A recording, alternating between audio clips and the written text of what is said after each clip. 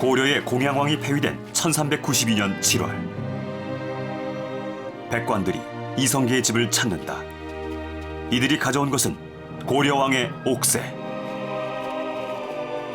신왕 전하, 속히 나오시어 어부를 받으시옵소서. 어부를 받으시옵소서. 하지만 이성계는 옥새 받기를 거부한다. 이보시오 배대감, 이게 무슨 짓이야? 신왕 전하, 어서 어부를 받으시옵소서. 몇 번의 사양 끝에 이성계는 결국 옥새를 받고 왕위에 오른다. 고려 창건 이후 최초로 왕치성이 아닌 임금이 즉위한 것이다. 왕위에 오른 이성계는 국호를 그대로 고려라 하며 의장과 법제도 고려를 따를 것을 명한다. 500년을 이어갈 새로운 왕조가 탄생한 것이다. 역사저널 그날, 오늘 살펴볼 그날은요, 이성계 500년 왕조의 서막을 열던 날, 그러니까 고려의 이제 옥새를 받는 그날인데, 이성계가 한사코 옥새를 막 거절합니다. 예. 진심이었을까요? 방금 본 VCR 보면 정말 이렇게 불같이 막 화를 내세요. 근데 뭐 한 번에 넙죽 받기에는 약간 없어 보일 수 있으니까 네. 약간 우아한 어떤 절차가 필요하긴 했을 텐데 정말 완강히 거절을 하시네. 예, 저희 세조도 그러잖아요. 근데 보면 결국 받잖아요. 그렇죠. 결국엔 받죠. 주면 받으면 될 텐데 꼭 네. 저렇게 꼭 저런 쇼가 필요할까 모르겠어요. 저쯤은 되면 저게 정말 연기라고 한다면 아카데미 나무주연상급이에요. 그렇죠. 저 때 어느 정도냐 하면 그 대문을 닫아 걸어가지고 백관들이 문을 부수고 들어가가지고 옥새를 전해줬다고 하거든요. 그 온 백성들에게 그런 모습을 보여줄 필요가 있었을 겁니다. 이성계는 왕의 자격이 없는 사람이죠. 왕자가 아니었으니까요. 이런 사람이 왕이 될 때 가장 좋은 방법은 양위를 받아서 추대를 받아서 나는 싫은데 남들이 시켜서 바로 이것이 또 천명이라고 그 이야기할 수 있는 거죠. 그래서 뭐 기록에도 내가 두세 번 사양했는데 하도 나보고 하라 그래서 정말 이거는 그 백성들의 그 마음이 담겨 있고 하늘의 뜻이어서 내가 할 수 없이 정말 왕위에 오른다. 정말 내가 몸이 건강했더라면 정말 말을 타고 피할 수도 있었을 텐데 지금 몸도 안 좋고 이래가지고 할 수 없었다 이런 이야기까지 하죠. 예. 아니 저 아까 말이 화면 진짜 보면 뭐 웃기네. 아픈 분이 아니던데 그러죠. 아, 그렇죠. 아, 그리고 당시에 이성계 같은 양반의 그 대문을 부술 정도면 사실은 이건 불경이에요, 사실. 불경한 일이잖아요, 사실. 근데 저는 강제로 왕위를 찬탈했다는 얘기는 들어봤어도 예. 저렇게 강제로 왕위를 뒤집어 이어받는. 씌웠다는 경우는 또 예. 처음 봤어요. 그러게요. 그러니까 실제 그 정말 정상적인 상황이었다면 그 문을 이렇게 밀고 들어온 사람들은 정말 가택 침입죄로 걸려 들어가야 되는 거죠. 그렇죠. 근데 예.뭐 근데 그 사람들이 다 공신이 되죠. 저럴 때 분위기 못 맞추고, 아, 싫답니다. 다른 거 찾죠. 이러면 정말 역적이 되는 거죠. 네. 그러니까 아무리 민심을 의식한 퍼포먼스가 있었다고 하더라도 결국 백성들 입장에서 보면은 어느 날 갑자기 왕씨가 아니라 이씨, 너무 낯설고 기이하게도 이씨가 왕이 된 꼴이라서 거부감 같은 게 약간 있을 수도 있었을 것 같아요. 거의 고려 왕조도 475년간 존속한 왕조거든요. 그러니까 이런 부분에 대해서 상당히 부담을 느껴서 그 지금 화면에서도 보셨지만 그 당시 옥새를 들고 온 사람이 백응염이라는 사람인데 이 사람은 고려 때도 문화시중까지 역임했고 상당히 이제 원로 대신이에요. 그래서 이런 사람들을 일등 공신에 결국 책봉함으로써 어떤 면에서는 요즘 표현을 하면 이제 얼굴 마담으로 활용을 하는 거죠. 아니 근데 그 옥새를 전했다는 그것만으로도 1등 공신이 공신? 됐다고요? 그렇죠. 그 백응염이라든가 뭐 김사영 실제 뭐 이런 혁명에 거의 뭐 주도적으로 참여하지 않았지만 예. 결국 그들을 껴안음으로써 뭔가 우리는 어떤 그 구세력들도 확실하게 안고 간다 이런 걸 표방한 약간 거죠. 무리수가 아니라는 어떤 걸 보여주기 위해서 약간 나눠줬던 거군요. 그렇죠. 그러고 보니 신병주 교수님의 책에서 봤는데 네. 이밥이라는 거 있잖아요. 이밥에 예. 고깃국 할 때 이밥. 그게 요 무렵에 나온 말이라고 해요. 아, 이씨가 내려준 밥. 예. 이성계가 내려준 밥. 민심을 이런 식으로 조작한 것이 아니냐 이런 생각이 들거든요. 이게 홍보 차원에서. 조작이라는 측면도 있지만 그 당시에 어쨌든 그 전제 개혁을 고려 말에 함으로써 백성들 입장에서는 좀 더 잘 살게 되는 세금 부담이 적게 되니까 그런 어떤 그 이성계가 내려준 밥 그래서 이밥 그리고 이 이밥. 한경도 사투리로 이팝이라 해서 그래서 그런 말이 이렇게 널리 퍼졌다고는 그런 이야기도 하죠. 그러다 이제 갑자기 국호를 바꾸자. 그래서 조선으로 이제 바꾸게 되는데 왜 갑자기 이런 결정을 하게 된 걸까요? 그 새로운 왕조라고 하는 생각을 분명히 가지고 있습니다. 이것은 혁명을 통해서 만든 새로운 왕조고 그렇다면 국호를 바꾸는 것은 당연하다. 문제는 이제 백성들이 충격을 받지 않고 이것을 받아들일 수 있는 시간이 필요했던 것뿐이죠. 그러면 그 조선의 건국 그 연도를 언제부터 치는 거예요? 고려란 이름을 쓰지만 옥세를 받았을 때부터인가요? 아니면 국호를 바꿨을 때부터인가요? 사실상 이성계가 왕이 되는 1392년 7월 17일 이날을 조선의 옥세를 받은 날. 네, 그렇습니다. 기본 정식 국호는 그 당시 물론 고려였지만 실질적으로는 이제 조선이 탄생된 그 날로는 1392년 7월 17일을 예. 보는 것이고요. 그래서 이 국호는 사실 고려를 결국 멸망시키고 조선이 건국한 이 주체 세력들이 그 미리부터 아마 그 국호에 대한 연구가 있었던 것 같아요. 그래서 그런 뭐 정도전이라든가 이런 사람들이 여러 가지 그 뭐 역사적인 상황 또 그 연구를 하고 그래요? 근데 우리가 왜 젖은 것 고조선이라고 부르는 것이 원래 조선이었단 말이에요. 예. 근데 이미 한번 그 사용했던 국호인데 그래도 새 나라를 만들었는데 좀 새로운 이름을 만들고 싶지 않았을까요? 왜 조선이라는 이름을 다시 썼을까요? 그 새 국호를 정할 때 새로운 이름보다는 옛날에 있었던 나라 이름을 씀으로써 역사적인 정통성 이것을 찾으려고 하는 것이죠. 고조선의 존재는 사실은 고려 전기까지만 해도 사람들 머릿속에 그렇게 강하게 남아있지 않았습니다. 우리가 알고 있는 것처럼 부여나 신라나 이 가야의 건국설화를 보면 시조왕들이 전부 하늘에서 내려오거든요. 이 나라들이 이 고조선의 이 어떤 계승 국가가 아니었던 겁니다. 네. 그러다가 13세기에 몽골과 전쟁을 하고 원의 정치적인 간섭을 받게 되면서 고려 사람들 머릿속에 원래 삼국에 선행하는 원래 우리의 그 국가가 있었다.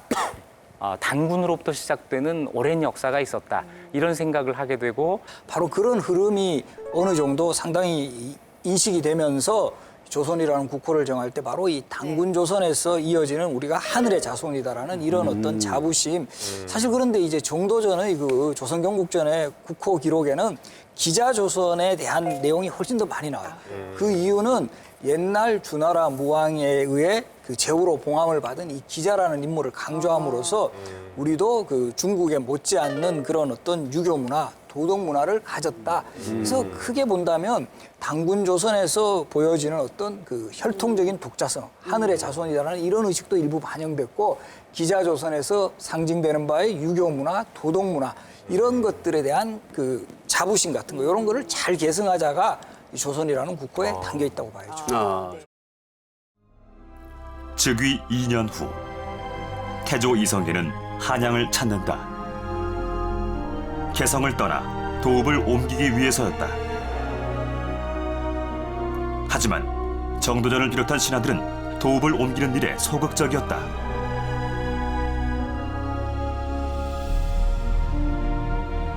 개국한 지 얼마 되지 않아 도읍을 옮기기엔 적절한 때가 아니라는 이유였다. 평소 정도전의 의견을 적극 따랐던 이성계였지만 천도 문제에서만큼은 그도 뜻을 굽히지 않았다. 그리고 1394년 8월 마침내 새 도읍지가 결정된다. 네, 즉위하고 이제 2년 후에 그 한양으로 옮긴 건데 이제 정말 도저히 안 되겠다 싶었나 봐요. 아무래도 이제 그 자신의 어떤 기반하고 되게 상당히 맞지 않았죠. 이성계가 가지고 있었던 뭐 함흥 출신 또 무장이라는 이런 기반을 그리고 이 개성 귀족들이 쉽게 인정을 하지 않았던 그런 정서를 느꼈던 것 같아요. 네. 그래서 이건 한번 요즘 표현을 하면 판을 확실하게 판을 바꿔보겠다. 바꾸자. 그런 생각을 했던 거죠. 근데 이성계가 원했는데도 정도전이 천도에 반대했다는 건 약간 좀 의외이긴 해요. 이 천도 문제는 아주 드물게 이성계가 고집을 합니다. 조선 건국 이후에 여러 가지 일들이 되게 이성계는 마다하고 다른 사람들이 시켜서 하는 걸로 나오는데 천도 문제만큼은 이성계가 아주 강력하게 주장을 합니다. 누구도 이제 반대하기는 어려운 상황인데 정도전의 입장은 이런 거죠. 그게 급한 일이 아니다. 자, 이렇게 해서 이제 한양이 새로운 도읍이 됐는데 이성계가 처음부터 한양을 염두에 두고 있었던 건가요? 한양을 처음엔 염두에 두지 않고 이제 뭐 특히 풍수도참이라든가 네. 이런 데 익숙한 사람들을 시켜가지고 한번 조사를 해보라고 하니까 제일 처음에 이제 그 도읍지로 물색이 된 곳이 지금의 이 계룡산 일대. 절묘하게 지금의 이 세종 신도시 있는 그 지역이 그 지역이에요? 예, 물망에 올랐고 그러다가 이 하륜이라는 인물이 강하게 반대를 해가지고 이 지금의 한양이긴 한데 무학 중심, 지금 신촌 일대를 중심으로 도읍을 해야 된다라는 주장이 제기됐다가 이 마지막 단계에서는 이 무학대사와 정도전 같은 인물이 중심이 돼가지고 바로 지금의 한양의 이 도읍이 결정이 되죠. 아니, 인왕산 아래? 예, 무학, 한양 사실 거기서 거기 아닌가요? 이 차이가 정확히 뭐예요? 걸어도 갈 수 있는 거리. 예. 네, 지금은 서울이 넓어졌으니까 네. 다 서울이죠. 그런데 그땐 큰 차이인가요? 옛날에는 다른 영역이 다릅니다. 지금 우리가 알고 있는 한양이라고 하는 곳은 북악산을 주산으로 해서 오른쪽으로는 인왕산이 가고 왼쪽으로는 낙산이 가는 이렇게 산이 품는 지역이죠. 그런데 옛날 그 고려됐던 무학은 지금 연세대학교 뒷산입니다. 안산? 안산을 뒷산으로 하고 그 앞을 바라보는 쪽이니까 지금의 신촌 마포 일대가 되는 것이죠. 문제는 남향으로 만들질 못하고 거기로 가게 되면 남서양 정도가 된다는 약간 이렇게 것이죠. 되니까 원래 군왕은 남면한다 이런 거였죠? 그렇습니다. 네. 재밌네요. 무학, 한양 지금 다 땅값 비싼 곳들이잖아요. 그때나 지금이나 좋은 곳은 누가 봐도 좋은 데인가 봐요. 그러니까요. 예. 예. 정말 질문 드리고 싶은 게 네. 한양 외에 이렇게 좀 풍수지리학적으로 수도할 만한 곳 좀 추천을 해주시나요? 그 우리 미리 이런 정보 알아두면 좋잖아요. 그러게요. 궁금하네요. 어떻게 될줄 안다고. 조선시대 왕들이 몇 군데 그거 이제 했죠. 광해군 때는 네. 지금의 이 파주 교화로 이제 천도 한번 하려고 교화요? 했고. 저 일산 쪽이요? 예. 그리고 이제 저 정조대왕도 뭐 그게 어느 정도 가능성은 있었다 정도인데 어쨌든 수원 쪽에 한번 생각을 하신 적이 있고 조선시대 왕들이 한 번은 그 검토를 했던 지역이 그래도 가능성이 있지 않을까요? 땅 사두시게. 살 돈은 없는데요. 알아만 들려고요.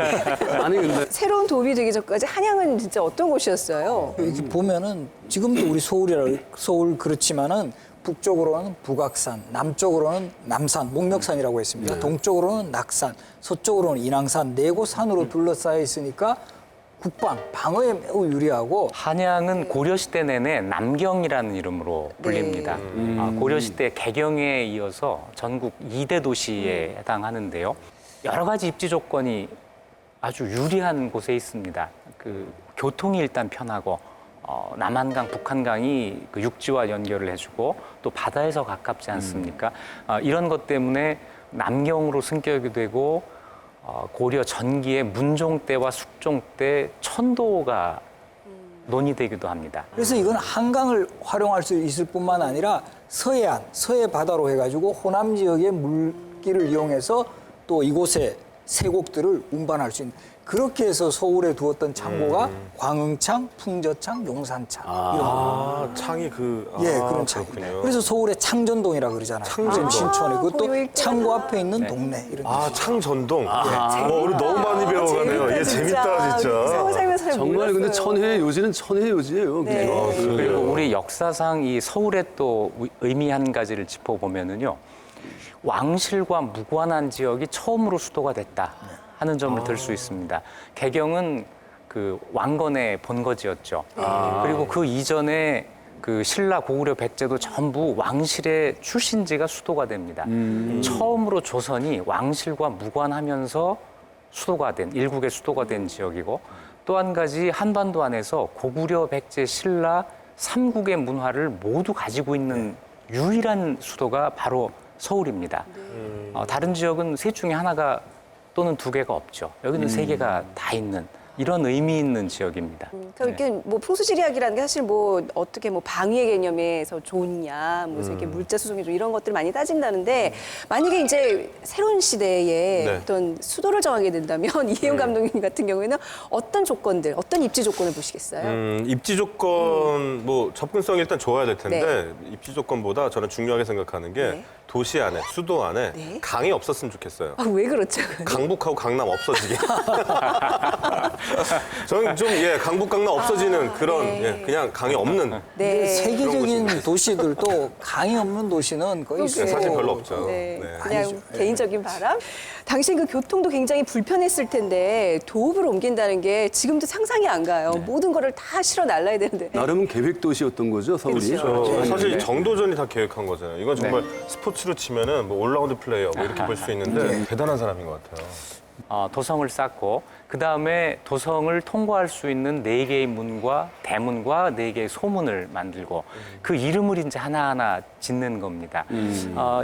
인의예 지자는 지금 들어가지 않았습니다만 사대문 이름을 짓는데 정도전이 지었다는 기록은 없지만 아마 도성을 쌓은 책임을 정도전이 이제 맡아 했으니까 이름도 정도전이 지었을 것이다 이렇게 생각을 네. 하고 있습니다. 정도전 일생에서는 가장 득이의 시절이죠. 득이의 시절. 네, 자기가 이렇게 금을 그으면 거기에 이제 성이 쌓여지는 겁니다. 여기에 이제 위치를 잡으면 거기에 궁궐이 들어가고 이런 일을 정말 우리 역사 속에서 누가 해봤겠습니까? 그렇죠. 우리가 왜 학교 다닐 때 그 사대문 이름 외우는 예. 거, 뭐 위치 이런 거 많이 배우잖아요. 그리고 또 네. 서울서 다 나고 자라셨어요? 이현 감독님, 네. 유근 시인님? 그럴 리가 있겠습니까? 네.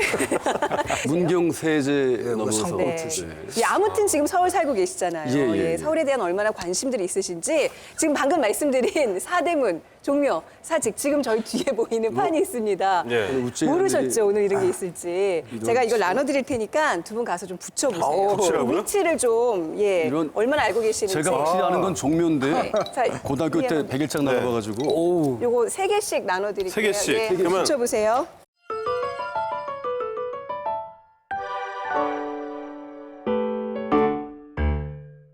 아니, 자, 하나 붙여볼게요. 네. 자신 있게. 네. 긴장돼. 긴장돼. 자신 있게 붙여볼게요. 네, 자, 틀리면 말씀해 주세요. 네. 제가 할 수 있어요. 이건 분명히 숭례문이 남대문이에요. 그리고 네. 사직공원 제가 잘 알거든요. 경북궁 이쪽에 있습니다. 사직공원. 저 종묘, 종묘. 도내문. 네. 그러지 마세요. 여기 흥인지문이에요. 흥인지문이에요? 자, 그러면 이 둘 중에 이게 이렇게 되는 거군요. 네. 그렇죠? 자, 경희궁이 여기 있고, 도내문, 보신각. 아니 어떻게 보신각을 몰라요? 자, 그 보신각이 어디 있죠? 아니 어떻게 보신각을 모르겠어요? 숭례문이 여기 있으면 네. 경복궁이 여기쯤 있으면 종로 이쪽을 딱 보면 되지. 그러니까 이게 틀렸어. 이게 여기야 여기. 규모가 좀 더 커야 되는구나. 이게 여기야. 다시 가. 그죠? 여기가 남대문. 여기 남대문. 그러니까. 여기 남대문. 자, 그러면 유시님이 숭례문을 틀렸다는 이런 충격적인 사실을 아니지 규모를 잘못 본 거예요. 전해드리면서. 네. 자, 정답 확인해 보겠습니다. 열심히 붙여주셨는데요. 숙정문, 사직, 도니문, 숭례문, 보신각, 종묘. 오! 맞았다. 네. 숙정문은 알았는데 아, 흥인지문과 도니문을 좀 헷갈렸어요. 그래서 보면 이제 조선시대 우리 유교 이념인 흥인지문의 인, 도니문의 의, 숭례문의 예. 그러면 이제 지가 있어야 되는데 그래서 이 숙정문의 정자가 꽤 정자, 꽤 이런 뜻이 지혜라는 뜻이 통한다 해서 저 지혜지자 대신해서 숙정문이라고 하지 않았을까 이렇게 보고 있습니다. 그리고 마지막 중앙에 인의 예지신 그래서 보신각의 신. 그러니까 우리 지금 종각이라고 그러잖아요. 그러니까 종각에서는 꼭 시간 약속을 지켜야 돼요. 그렇군요. 진짜. 네. 새로운 도읍 한양의 중심 경복궁. 왕들의 거처인 경복궁을 설계한 인물은 바로 정도전이다. 그는 각 전각마다 바른 정치에 대한 간절한 바람을 담았다. 천하의 일은 부지런해야 한다는 뜻의 근정전, 생각하고 정치하라는 의미의 사정전, 왕의 몸과 마음이 건강하길 바라는 강령전. 경복궁에 깃든 정도전의 정신은 600년 세월을 넘어 오늘날에도 바른 정치의 중요성을 일깨우고 있다.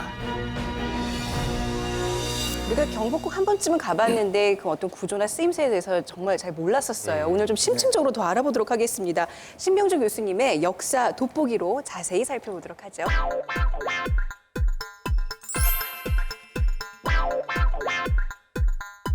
이 보면은 이 근정전 이쪽 그리고 이 사정전까지 합해서는 이 정찰을 보는 공간. 그래서 요 또 궁궐의 밖에 있다 해서 외전이라고 불렀고요. 요 강령전이라든가 교태전은 이런 침전들은 안에 있잖아요. 궁궐 안쪽에 있다 해서 이 내전이라고 불렀습니다. 그래서 우리가 보면 특히 왕비 침전 같은 경우는 전체적으로 보면 이 궁궐이 후원 경역이 있어요. 그러다 보면 여기가 궁궐의 좀 중심부에 있다, 중앙에 있다 해서 중전이라는 그런 표현을 그래서 썼었죠. 중전이군요. 예. 예. 예, 우리 경복궁의 가장 중심되는 전가 이 근정전, 법전 또는 정전이라고 하는데 이 근자가 이게 한자로 무슨 근자, 유근신 무슨 근자인지 제가 그는 잘 알죠. 이게 부지런할 근자 아닙니까? 그렇죠. 이제 항상 근면하라. 근데 그럼 어디에 부지런해야 되느냐까지를 다 이야기하고 있는데 아침에 있어서는 정사를 듣는데 부지런하고 점심에 있어서는 어진이를 방문하는데 부지런하고 저녁에는 그런 법명이 잘 지켜졌는지에 부지런하고 밤에는 몸을 편안히 하는데 부지런하라. 이런 내용까지 다 나와요. 야. 근데 왕들이 그거 다 지키지 않았을 것 같고 게으르고 막 이렇게 어기고 이런 사람도 있지 않았을까요? 그래서 뭐 그런 왕 중에 뭐 대표적인 왕은 뭐 연산군과 같은 왕, 그 뭐 경영 같은 것도 안 하려고 했죠. 그리고 요 정말 저는 이것에 담긴 함축적인 의미 중에 하나가 이런 내용이 또 바로 이어져 나와. 이 정도전이 그렇게 말을 하는데요. 부지런할 바를 알아 부지런히 하는 것이 정말 중요하다고 이야기를 해요. 함부로 부지런하지 말라는 거죠. 맹목적으로 부지런하지 마라 이런. 부지런할 바 굉장히 중요한. 굉장히 중요합니다. 우리 이거 쓸데없이 부지런한 윗사람 만나면 정말 고생하죠. 군대 가서 고생 많이 했어요. 그리고 요 바로 뒤에 건물 우리 편전이라고 그러고 이 사정전. 그러니까 가장 그 왕이 직무를 많이 하는 그런 건물이고 이 생각하고 생각해서 정치하라는 이런 뜻이 담겨 있죠. 정말 그러면 보면 생각 없는 정치, 철학 없는 정치를 해가지고 정말 백성들을 혼란에 빠뜨리고 불행에 빠뜨리는 역사는 너무 많아요.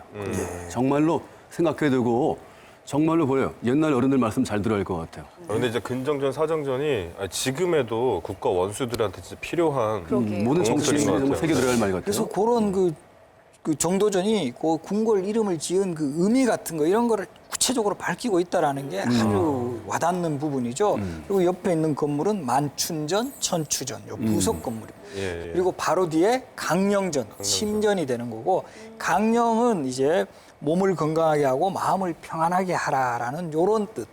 그리고 마지막에 있는 건물 교태전. 그렇죠. 이게 이름이 확 와닿아요. 대전은 느낌이. 뭐가는데 뭐 교태를 부리는 교태를 어떻게 구름도 부린다고요? 왕비의 침전이 분명한데 뭐 그런 지금의 뭐 유근신이나 이영 감독이 생각하는 그런 뜻으로 그런 쓰이지 교태가 않- 아니었어요? 예, 아닙니다. 아니겠죠. 예. 네, 설마. 그래서 이런 식으로 우리 궁궐 정각에 다 그 뜻이 담겨 있다라는 것 이런 게 매우 교수님? 중요하죠. 어떻게 딱 보기에 예. 이 두 건물에는 용마루가 없어요. 이런 용마루가.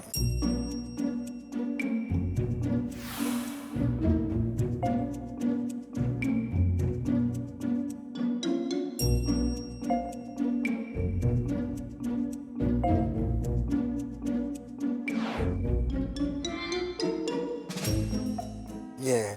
그래서 보면 이게 그 침전이다 보니까 왕의 침전에 항상 왕이 머무시니까 왕이 용이니까 용마루를 만들 필요가 없다. 이렇게 해서 예. 그래서 아주 눈썰미가 있으신 것 같아요. 저는 왜냐하면 그 궁궐에 가면 그걸 네. 유심히 보고 왔었거든요. 참 네. 이상하구나 하고 왔었거든요. 경복궁 많이 가보셨다고 예, 예, 지금 예. 바닥 이렇게 보시면 그 돌들이 있죠. 바닥에 박석. 박석. 예, 맞습니다. 이 박석 보면 박석이 되게 규칙적이지 않고 불규칙적이에요. 아, 예, 왜 그렇죠. 이렇게 불규칙적으로 만들었을까요? 규칙으로 하면 더 반듯반듯할 것 같은데.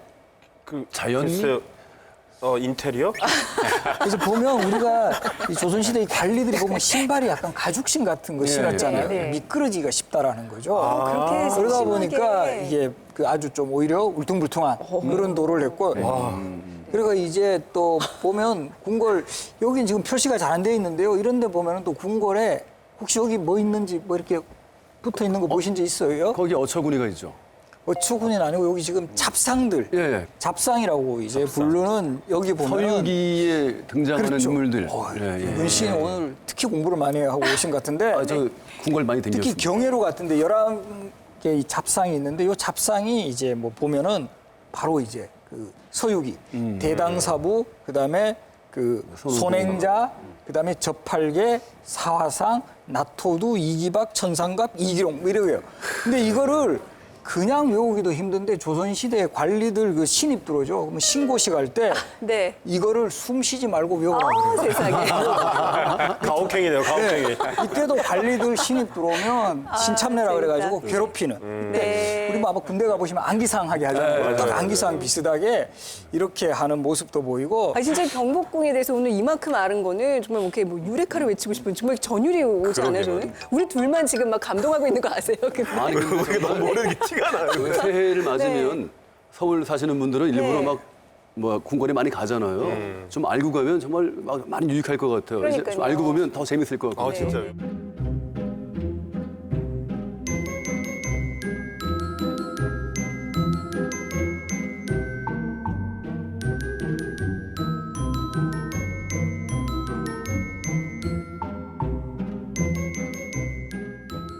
그런데 지금 경복궁은 태조 때 지어진 경복궁은 아니죠. 지금 뭐 그렇죠. 규모가 엄청 커진 걸로 제가 알고 있는데. 그래서 보면 처음 태조 때 경복궁을 정도전이 주도해서 이 완성을 할 때는 정각 규모가 그리 크지가 않습니다. 이 조선왕조실록에 기록이 되어 있는데 그러니까 총 750여 칸. 우리가 생각했던 것보다는 그렇게 큰 규모의 궁궐이 아니었습니다. 700 몇십 이러니까 약간 감이 안 오는데 만약 이걸로 보면 여기 몇 분의 1 정도라고 볼 수 있는 건가요? 우리가 지금 경복궁 가보시면 이때는 흥선대원군대 중건대에서 이때는 7,200여 칸이에요. 10배 이상의 차이가 예. 나는 정도의 규모네요. 이 정도전이 조선경국전에 이 궁궐에 대한 자기 생각을 적어놓은 게 있습니다. 조선경국전의 공전 궁원조라고 하는 데인데 이렇게 되어 있습니다. 궁원이 사치스러우면 백성들이 너무 수고를 해야 된다. 또 재정도 압박이 온다. 네. 검소한 궁궐을 짓겠다. 자, 해가지고 지금 우리가 보고 있는 경복궁보다 더 작은 그런 궁궐을 지은 것이죠.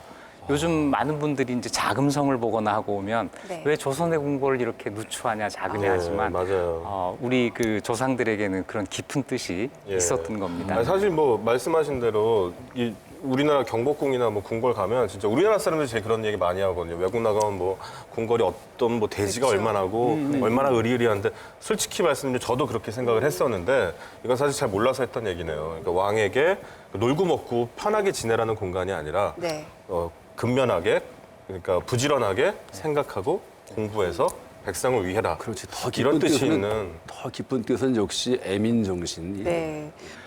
정도전의 그 생각은 가장 중요한 것이 우리가 백성들을 위한 정치를 한다. 이것 아니었겠습니까? 자, 백성들을 위한 정치를 하기 위해서는 어떻게 해야 되느냐? 모든 것을 왕에게 맡겨둘 수는 없다. 능력이 있고 깨끗한 사람이 권력을 장악하고 그 권력을 이용해서 백성들을 위한 정치를 해야 된다고 하는 대원칙이 서 있었던 것이죠. 그래서 재상 중심의 정치라고 하는 것이 조선 경국전에 아주 분명하게 제시가 되었던 것입니다. 왕의 세력을 견제하기 위한 그런 장치들도 많이 마련하죠. 물론입니다. 왕이 그렇게 하지 않을 경우에 어떻게 할지 보조 장치를 둡니다. 그것이 정도전의 그 특유한 언론, 그러니까 대간 제도라고 하는 것인데요. 사헌부의 그 대관과 사간원의 간관, 이 둘을 합쳐서 우리가 대간이라고 하는 것이죠. 예. 이 사람들에 대해서 비록 지위는 낮지만 왕이 옳다고 해도 그르다고 할 수 있어야 하고 왕이 잘못됐다고 해도 옳다고 할 수 있어야 된다. 그래서 왕이 재상의 요구를 들어주지 않을 때 대간들이 이제 벌떼처럼 일어나서 왕을 압박하는 거죠. 혹시 우리 드라마 같은 거 보면 이 조선시대 신하들이 제일 많이 하는 발언이 뭐 같아요? 통촉하시옵소서. 그렇죠. 네. 아니되옵니다. 아니되옵니다. 드라마에 나오는 말이 아니라 실제 그런 말을 되게 많이 한다는 아니되옵니다. 왕이 조금이라도 좀 전횡을 일삼거나 이러면 아니되옵니다. 아니되옵니다. 전하. 아니되옵니다. 전하. 정말 그 목숨을 걸고 아니되옵니다라는 그 표현, 거기서 어떻게 보면 대간제도의 핵심이다라는 거죠. 왕의 어떤 그 지나친 권력 이런 걸 견제하는 그런 장치. 그래서 결국 그런 그 신하들의 말을 제대로 듣지 않고 정말 왕이 정치를 제대로 못하면 쫓아보낼 수도 있다. 그렇군요. 근데 진짜 정도전이 굉장히 진보적이고 선구적인 발상을 한 거네요. 뭐 정도전 생각이 완벽히 이상이 현실화되지 못했지만 그래도 최소한 요 틀 안에서 조선왕조가 한 500년 정도 갈 수 있었던 거죠. 네. 근데 이게 일종의 권력 분립인데 그런 정도전을 믿고 끊임없이 믿고 지지해준 이성계도 참 대단한 사람이에요. 예, 그쵸. 정말 일국의 창업주가 될 만한 자질이 충분한 사람이 아닌가 안목이 보여져요. 있는, 예, 안목이 있으신. 경상남도 김해의 한 고등학교. 요즘 학생들은 조선이란 나라에 대해 어떤 생각을 가지고 있을까? KBS 도전 골든벨에 참여한 학생 100명의 생각을 들어봤다.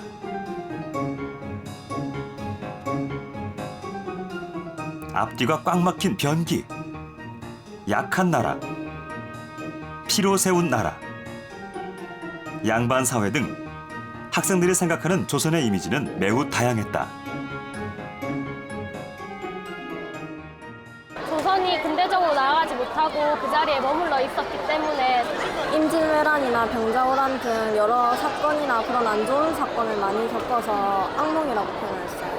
조선은 성리학과 유교가 발전한 예를 중시하는 나라였고 예전부터 동방예의지국이라고 불렸기 때문에 저는 조선을 예의 바른 나라라고 했었습니다.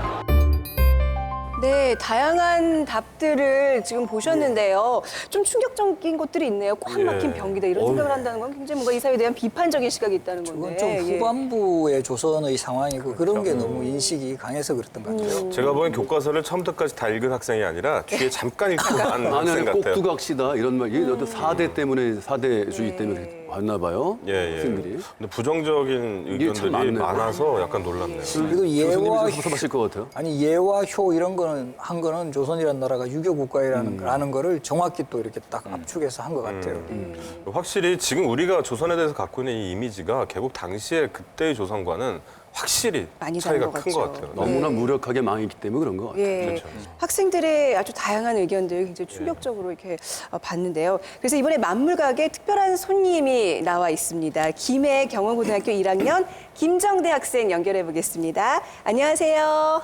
안녕하세요. 네. 저는 김해 경원고등학교 1학년 4반 반장 김정대입니다. 반장님이시네. 반장 중요한 감투입니다. 네. 꼭 얘기해야 돼요. 네. 한국사를 그렇게 좋아한다면서요. 네, 이 관심 갖고 공부하다 보니까 그쪽에 흥미가 생겨서 더 재밌게 하고 있고요.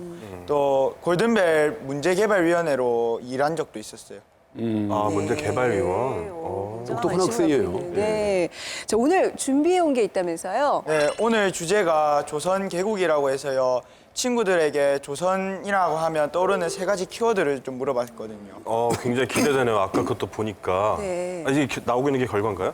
오, 훈민정음이. 네, 어떤 훈민정음. 것들이 친구들이 관심이 있었나 한번 볼게요. 야, 훈민정음이 34명, 이성계가 27명, 세종대왕이 18명, 임진왜란이 17명, 이순신이 16명 이렇게 결과가 나왔어요. 네, 조선에 대해서 갖고 있는 이미지도 굉장히 다양해요. 가보 기억이 좀 많은 걸 보니까 올해가 가보년인 거 확실히 알고 있는 거 아, 아니에요? 예. 네. 가보년. 네. 교수님 어떤 게 눈에 띄세요?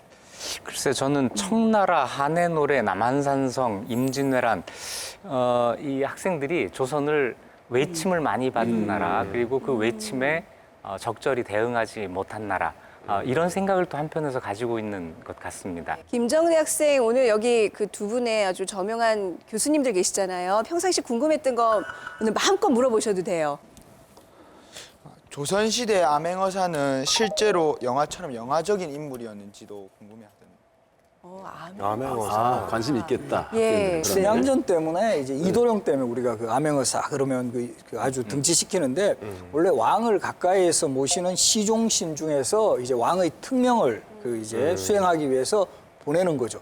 근데 이제 제일 중요한 것 중에 하나가 상피제라 그래가지고 암행 업무를 하려면 자기 지역구에 가면 안 되거든요. 근데 춘향전은 자기 지역구에 가잖아요. 그러네요. 이 소설의 가장 호구성이고 아주 뭐 그 임무를 잘 수행하는 뭐 박문수 같은 인물도 있지만 그 당시에도 뭐 그 지방에 가가지고 좀 수령들 좀 뭐 이렇게 이 좀 착취하고 이런 인물도 많이 문제가 있었겠죠. 되는 경우도 네, 있고. 있었겠죠. 네.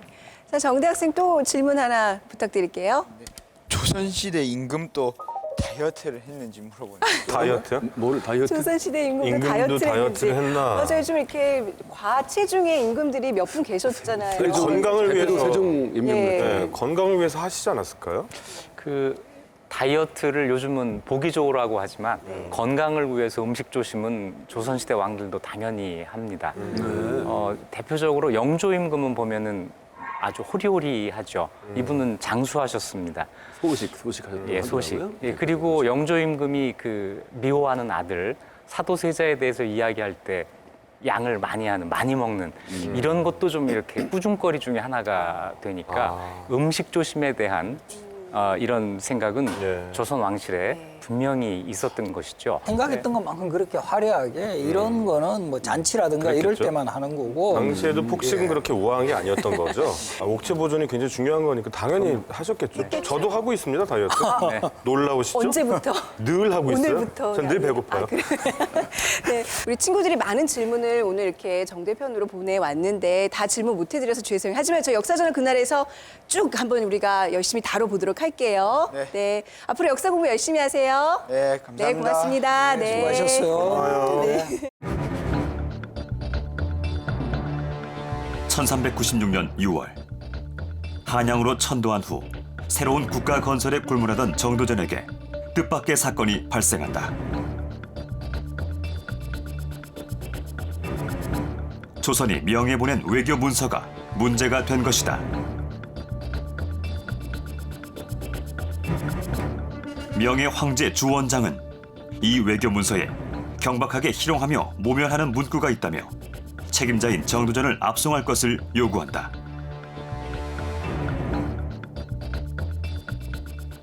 전에 없는 명 황제의 강압적인 요구. 주원장은 왜 정도전을 주목했던 걸까?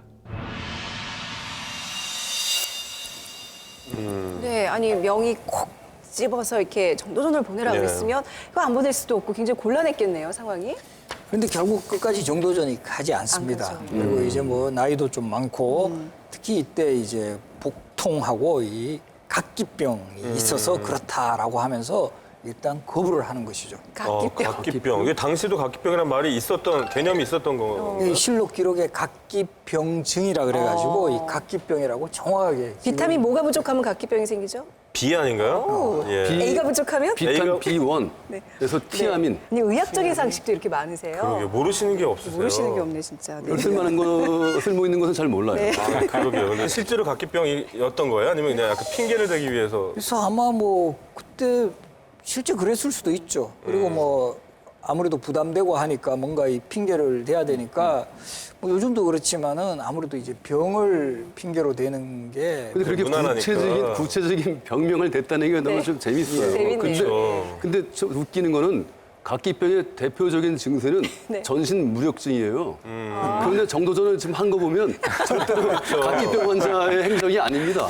예년지적입니다. 예, 예, 예. 그렇네요. 아, 근데 일단은 네. 그 조선답지 않은 이 배짱이 약간 인상적인 것 같아요. 네. 네, 아니 근데 묘기문서에 뭐 어떻게 했길래 이렇게 노하신 거예요, 그분께서는? 네.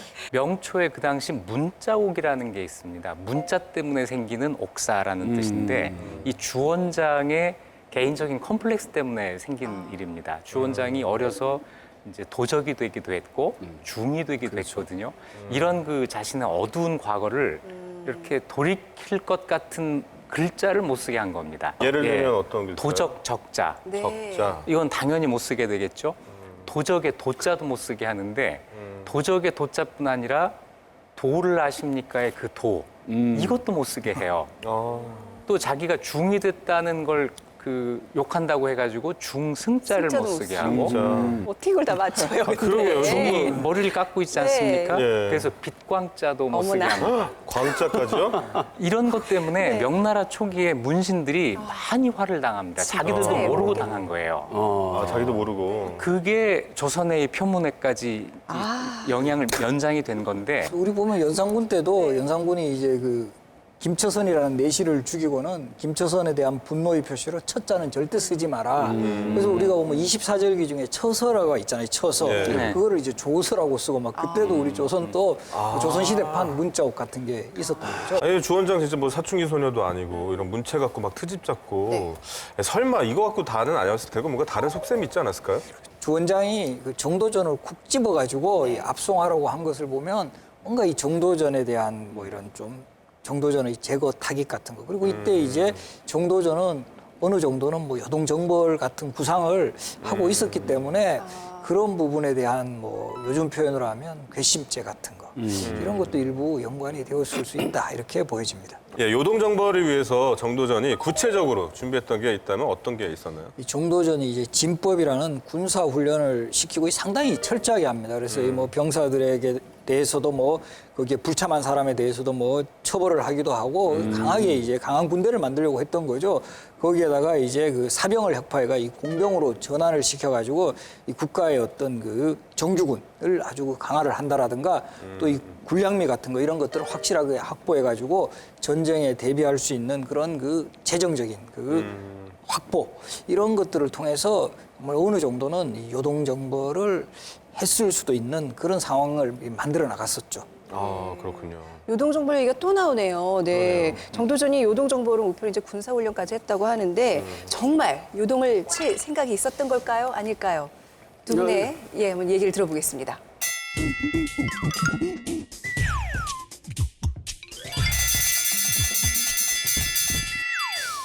이성계는 요동정벌 못하겠다고 위화도 회군까지 한 사람 아닙니까? 그때 또 동조했던 사람이 또 정도전 아니에요? 그런데 이제 와가지고 다시 또 요동정벌이라고 한다는 거 이게 앞뒤가 좀 안 맞는 말 같아요. 정도전 입장에서 보면 위화도 회군을 할 때와 지금은 확실하게 입장이 달라지는 것 같은데 당시에는 일단 자신이 완벽한 권력자와 손을 잡고 있는 파트너가 아니었고 지금은 왕이라는 정말 절대 권력자의 파트너이기 때문에 그때는 회군을 해서 자기가 권력을 잡아야 했고 지금은 충분히 개혁할 만한 일이죠.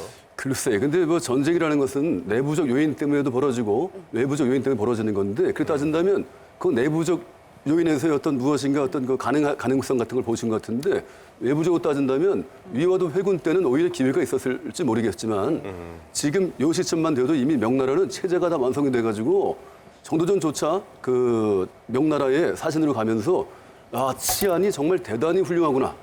뭐 이 지경이에요. 그래가지고 지금은 공격을 해봤자 별 승산이 있을 때가 아니라는 거죠. 하지만 외부적인 요인을 보게 되면은 명나라가 이제 주원장이 정도전을 타겟으로 짚고 굉장히 끊임없이 위협을 했었기 때문에 당연히 정도전 입장에서는 자기가 살려면 어쩔 수 없이 요동정벌 같은 뭔가를 도모해야만 했다. 이렇게도 볼 수 있죠. 이판사판이다? 그렇죠. 당연하죠. 그게 지금 정치인으로서 할 수 있는 생각은 아니죠.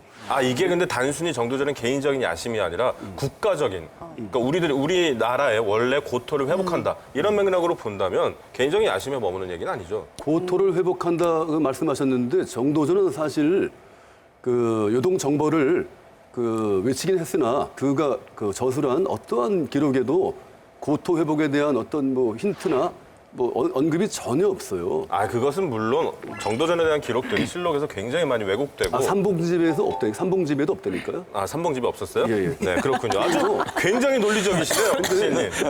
두 분 얘기 들으면서 귀가 팔랑팔랑 거리는 게 맞아. 저는 지금 판단이 안 가요. 두 교수님은 어떻게 들으셨는지요? 새로 왕이 된 태조 이성계가 자기를 책봉해준 자기의 어떤 그 왕권의 근거가 되는 명을 공격한다고 하는 것은 대단히 어려운 일이었을 겁니다. 하지만 그럼에도 불구하고 아주 근거 없는 트집에 그대로 속수무책으로 밀린다면 앞으로 계속해서 명예욕을 그렇게 받아들여야만 되는 거니까 가만히 있을 수는 없는, 그래서 요동정벌을 한번 그 시도를 해볼 만한 그런 상황이었던 것도 충분히 이해할 수가 있습니다. 우리 역사에서도 그 효종이 북부를 본격적으로 추진하기 전에 그래도 가장 구체적으로 그래도 힘을 가지고 한번 해보자라고 했던 그런 사례는 거의 뭐 정도전의 경우가 유일했거든요. 그런 면에서는 어느 정도의 뭐 분명히 좀 동기도 있었고, 근데 제가 판단하기에는 결국 이것을 통해서 정말 요동을 뭐 우리가 차지하겠다라는 이런 생각보다는 이런 상황을 속에서 정말 우리도 좀 부국 강병을 해가지고 명이 호락호락하게 우리를 이제 그 조선을 보지 못하도록 하는 그런 측면이 더 이제 강하지 않았을까 뭐 그런 입장입니다. 그러니까 유근 시인 입장에 조금 더 공감이 되세요? 좀 현실적이지 않을까. 아무튼 정말 요동을 칠 생각이 있었던 걸까에 대한 우리 토론에 대해서는 우리 두 교수님의 말을 종합해 볼 때 유근 이형의 아웅당 오늘도 역시 유근 시인의 승리로 인정하겠습니다. 네. 유나다. 다음 주에 돌아오게. 네.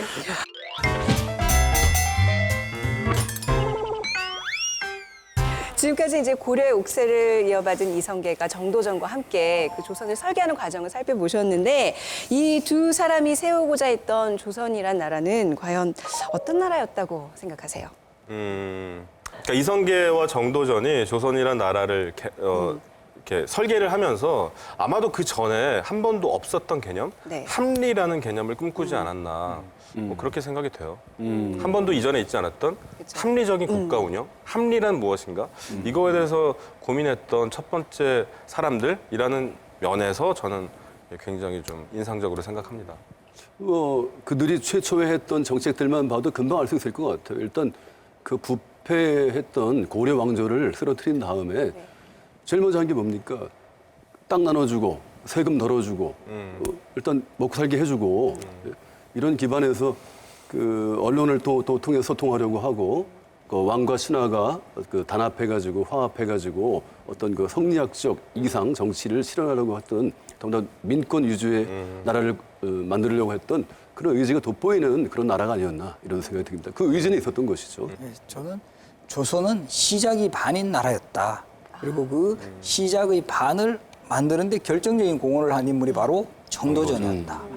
그래서 정말 처음부터 시스템이 상당히 그 정말 높은 수준으로 올라와 있었기 때문에 500년 이상 장수할 수 있었던 그런 하나의 원인이 되었다. 그리고 이 정도전의 역할은 매우 중요하다 이렇게 보고 있습니다. 저는 조선은 15세기 세계에서 가장 살기 좋은 나라였다.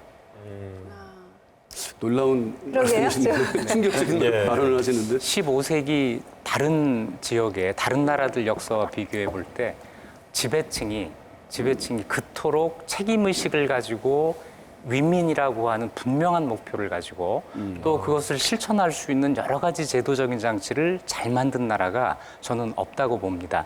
그래서 경제적으로 부유하고 군사적으로 강력한 나라는 아니었지만 정말 백성들이 살기 좋은 나라였고 이런 나라를 정도전이 만들었고 세종이 정말 개화시키는 그럼으로써 15세기 세계에서 가장 살기 좋은 나라 이렇게 생각합니다. 와, 인상적인 말씀이네요. 아니 진짜. 근데 외구들 때문에 좀 고생을 했어도 가장 평화로웠던 시기인 건 또 분명하네요. 그렇죠. 전쟁도 없었고. 그래서 그 지배층의 어떤 도덕성이라든가 책임감 같은 거는 정말 그건 뭐 세계 제일이었다 이렇게 볼 수 있다고 생각합니다. 우리 아까 젊은 친구들이 그 조선에 대해 갖는 그 부정적인 이미지가 아마 비단 청소년들뿐만 아니라 좀 전반적인 우리 국민들의 인식이 아닐까 싶은데 조선이란 나라 결코 그렇지 않다는 거 오늘 이 시간을 통해서 좀 새롭게 다지는 시간이 되길 바랍니다. 자, 역사저널 그날 오늘은 새로운 국가 조선의 탄생 과정을 살펴봤는데요. 다음 이 시간에는요. 왕자의 난이 있었던 그날로 여러분과 함께하겠습니다. 함께해 주셔서 고맙습니다. 수고하셨습니다. 수고하셨습니다. 수고 많으셨습니다.